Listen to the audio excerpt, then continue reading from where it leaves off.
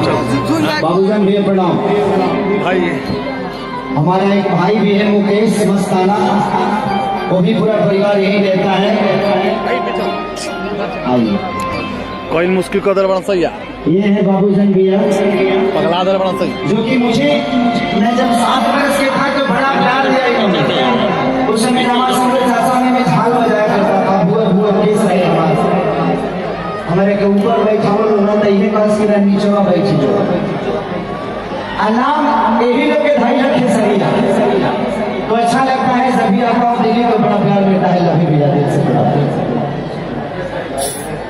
अच्छा। विनोद भाई भी कैसे भाई साथ झाल बड़ा बदले बड़ा बाद में खींच के बाद में घरे के तरह मौली से खिंचवाने।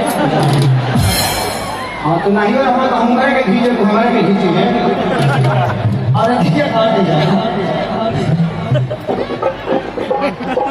रोज गई है हल चल के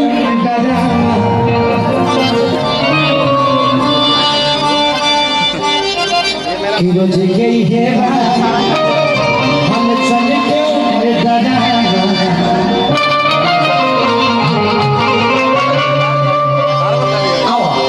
रोज गई है हल चल के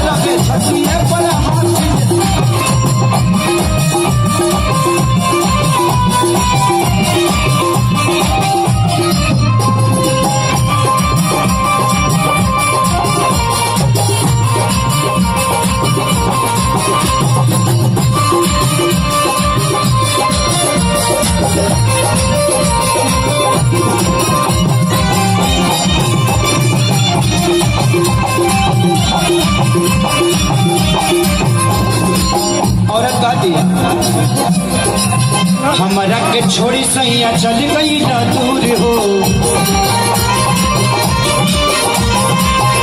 तला बनाई हम पानी मजबूर हो। हमारा के छोड़ी के तू चल गई ना दूर हो कितना बताई बड़ा पानी मजबूर हो।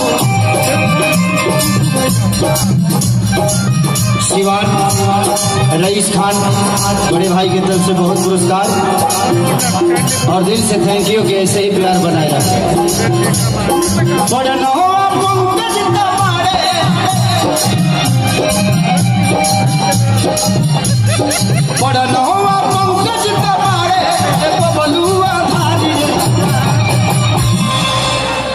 लगे डरे देवा